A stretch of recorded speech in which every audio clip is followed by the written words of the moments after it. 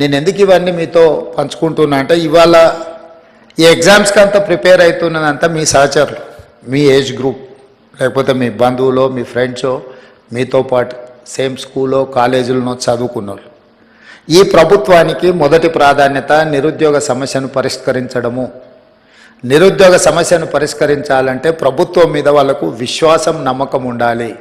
Yes, ఈ ప్రభుత్వం పరీక్షలు సరైన సమయంలో నిర్వహిస్తుంది, సమర్థవంతంగా నిర్వహిస్తుంది, సమర్థులైన వాళ్ళను ఎంపిక చేస్తుంది, సామాజిక న్యాయాన్ని పాటిస్తుంది, SC ST OBC reservations and women reservations అన్నిటినీ పకడ్బందీగా అమలు చేస్తుంది. ఎవరు ఎలాంటి ఆలోచనలు కానీ అపనమ్మకాలతో ఉండాల్సిన అవసరం లేదు అనేది ఆ భావన రావడానికే ఈరోజు పబ్లిక్ సర్వీస్ కమిషన్లో సివిల్స్ మీరు ఎగ్జామ్స్ రాసిన వాళ్ళు ఎవరు కూడా ఎగ్జామ్స్ నిర్వహించిన సంస్థ మీద ఎవరు ఆరోపణలు చేయలే.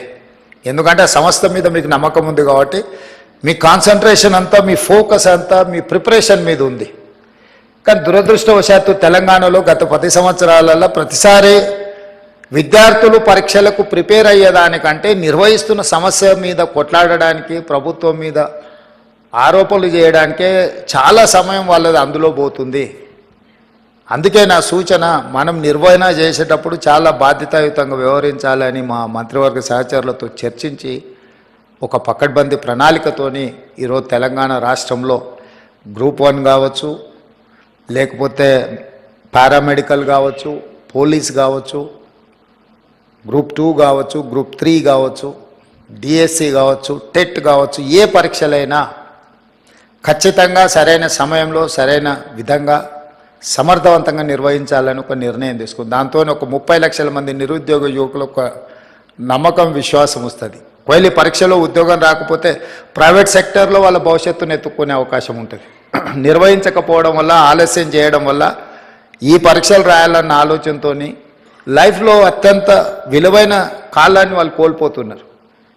తెలంగాణ రాష్ట్రం వచ్చినప్పుడు 22 సంవత్సరాల నుండి ఎగ్జామ్స్కు ప్రిపేర్ అవుతున్న పిల్లవాడు 10 సంవత్సరాలు 32 ఏళ్ళు వచ్చినా పరీక్షలు రాయలేకపోయిందంటే అతని లైఫ్లో అత్యంత ముఖ్యమైన సమయం, కాలం గడిచిపోయింది. 10-12 సంవత్సరాలు ఒక మనిషి లైఫ్లో నుంచి మాయమైపోయిందంటే అతని ఏజ్ కానీ, అతని ఫ్యామిలీ కానీ, వాళ్ళ బాధ కానీ, ఆ ఎనర్జీ కానీ నిజంగా నిరుపయోగం అవుతుంది, దుర్వినియోగం అవుతుంది. అందుకే స్పష్టంగా ప్రణాళికబద్ధంగా క్యాలెండర్ డేట్స్ ప్రకారం రేపు అసెంబ్లీలో క్యాలెండర్ డేట్స్ కూడా డిక్లేర్ చేసి రాష్ట్ర ప్రభుత్వంలో వచ్చే ప్రతి ఖాళీలను 31 మార్చ్ లోపల అన్ని శాఖల నుంచి తెప్పించుకొని జూన్ 2 లోపల నోటిఫికేషన్లు ఇచ్చి బై December 9 ఎవ్రీ ఇయర్ ఎన్ని ఖాళీలు ఉన్నా భర్తీ చేసి వాళ్ళ నియామక పత్రాలు వాళ్ళ చేతికి అందించాలని మన ప్రభుత్వం నిర్ణయం తీసుకున్నది.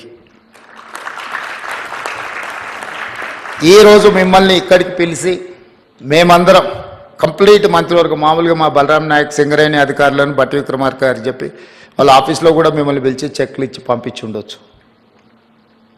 కానీ మెకానికల్గా మేము ఆ జాబ్ చేయదలుచుకోలే. This is personal attachment. We wanted to encourage our students, we wanted to encourage our kids. Why? Because we have depended on youth.